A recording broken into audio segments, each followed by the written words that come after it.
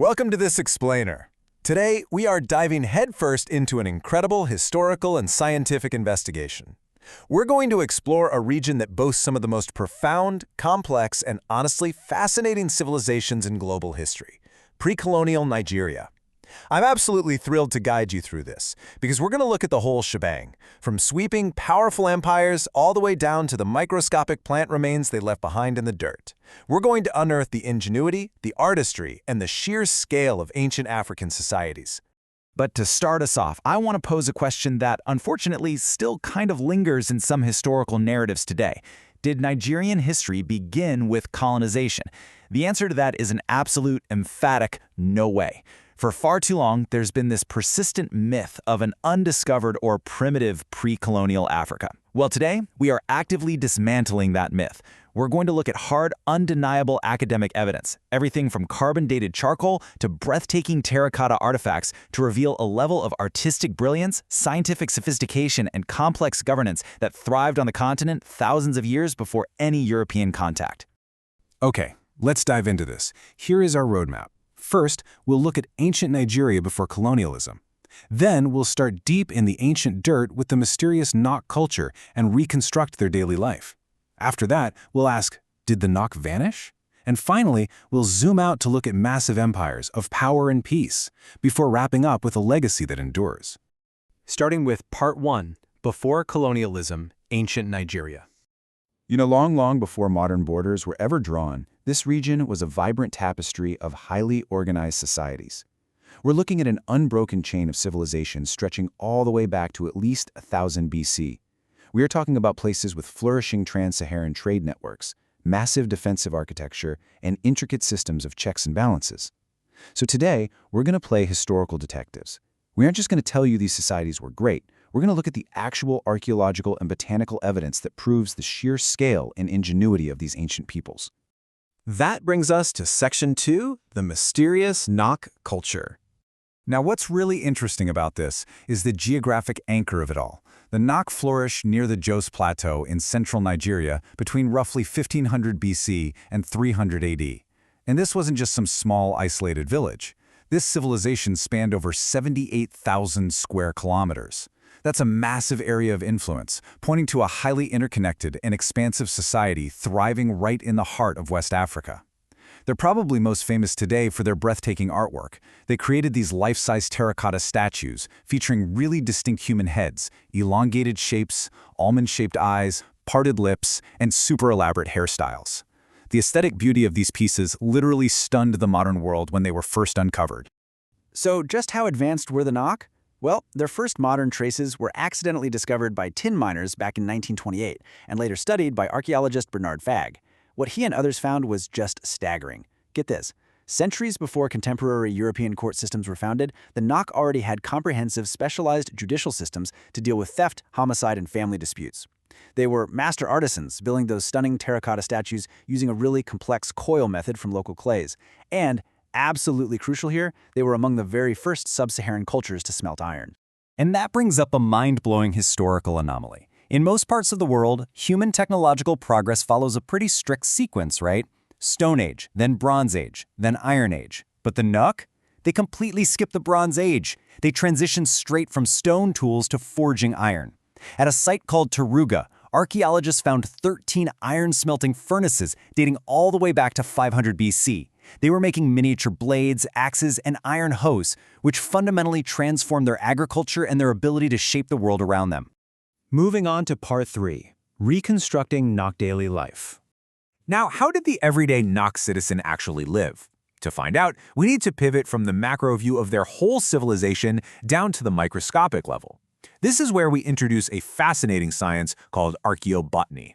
It's essentially the study of ancient plant remains.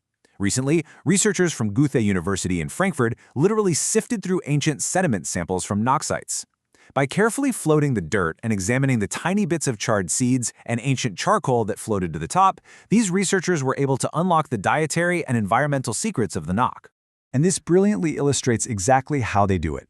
Using scanning electron microscopes, scientists analyze the cellular structure of ancient burnt wood fragments. By looking at charcoal from a site called Janrua, they could specifically identify the wood as coming from the Fabaceae family. This proves that the Nok lived in an isoberlinia woodland savanna environment. Think about that. These tiny, burnt fragments tell us exactly what kind of trees were growing outside the homes of the Nok people well over 2,000 years ago. The researchers also wanted to know what the Nok were eating. At the Ungwar site, the botanical record shows an absolute dominance of a crop called pearl millet. The Nok were just incredible agriculturalists. They utilized a highly adapted mixed cropping system. They grow cereals like pearl millet right alongside pulses like cowpeas. And cowpeas are brilliant because they fix nitrogen in the soil, which allows crops to grow even in less fertile land. To supplement all of this, they gathered wild tree fruits that were rich in vital oils and fats. So it turns out the ultimate superfood diet was being perfected in Nigeria millennia ago. Think about what this means for a second. This resilient diet of pearl millet, protein-rich cowpeas, and wild fruits like canarium and the West African black plum sustained an entire civilization through totally unpredictable climates. And what's truly amazing? This exact same resilient agricultural mix is still a vital cornerstone of farming and nutrition in modern West Africa today. The scientific knowledge of the land the Nok possessed has echoed down through the millennia. Which brings us to part 4. Did the Nok vanish? Right around 300 AD, the Nok population seemed to experience a sudden and dramatic decline. The archaeological record just kind of goes quiet. It's a massive historical puzzle. I mean, what could wipe out such a sprawling, advanced society? Scholars have proposed a few theories. Famine? A drastic shift in climate? Or maybe intense conflicts with rival kingdoms over resources. While we don't have a definitive answer for why they dispersed, the truth is they didn't truly vanish. Their people, their knowledge of ironworking, and their distinct artistic styles secretly lived on, weaving themselves right into the fabric of the magnificent cultures that would soon rise up. Let's move to and see how this builds, zooming back out to our timeline.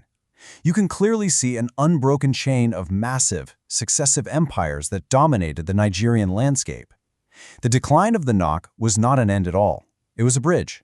From the Kanem-Bornu Empire in the 9th century to Nri in the 10th, Benin in the 13th, and Oyo in the 14th. Section 5. Empires of Power and Peace. In the centuries following the Nok, we see radically different approaches to governance emerge. Take the fascinating contrast between the Kingdom of Nri in the southeast and the Oyo Empire in the west. The Kingdom of Nri expanded almost entirely through soft power. Led by a spiritual leader known as the Eze Nri, they achieved massive regional influence without military conquest, focusing instead on religious ritual, moral governance, diplomacy, and peace. On the totally opposite end of the spectrum, you have the Oyo Empire. Oyo was a formidable military powerhouse. They utilized a highly trained cavalry to dominate trade routes.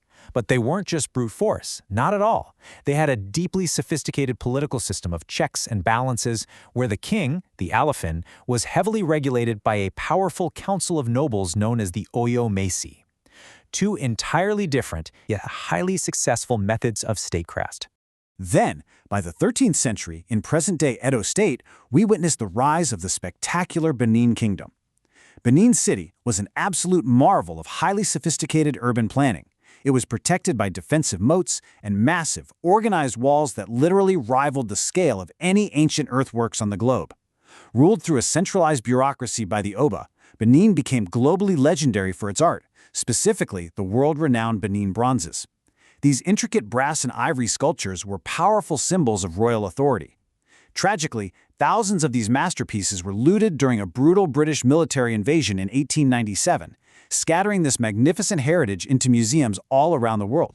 And we really can't talk about endurance without looking to the northeast, near Lake Chad, which was home to the Kanem-Bornu Empire. This Sahelian powerhouse didn't just survive, it endured for over 1,000 years. They thrived in an arid environment by completely mastering the lucrative trans-Saharan trade routes, exchanging salts, horses, and textiles with North Africa. By the 11th century, they had seamlessly blended local traditions with early Islamic influence, maintaining highly disciplined militaries and walled cities under the guidance of incredibly strong leaders, like Mai Idris Aluma in the 16th century. Finally, Section 6, a legacy that endures. From the iron furnaces of the Nok to the cavalry of Oyo and the sprawling trade networks of Kanem-Bornu, we've covered some incredible ground today. So the crucial point is captured perfectly by historical writer Anu Adigun. These ancient kingdoms demonstrate that Nigeria's history did not begin with colonization. Their legacies endure as testaments to African ingenuity, resilience, and civilization. What we've seen today proves without a doubt that these societies were defined by rich governance, staggering artistry, and groundbreaking scientific innovation, long before any outside contact. They were the architects of their own complex destinies. I want to leave you with one final provocative thought. Think about the incredible science we looked at earlier. If modern researchers can reconstruct an entire civilization's diet, their environment, and their habits from a single piece of microscopic charcoal found in the dirt, what other staggering ancient African mysteries, what lost empires and forgotten innovations are waiting just beneath the soil right now? Let that spark your curiosity to keep exploring the true depth of our global history. Thank you so much for joining me on this explainer.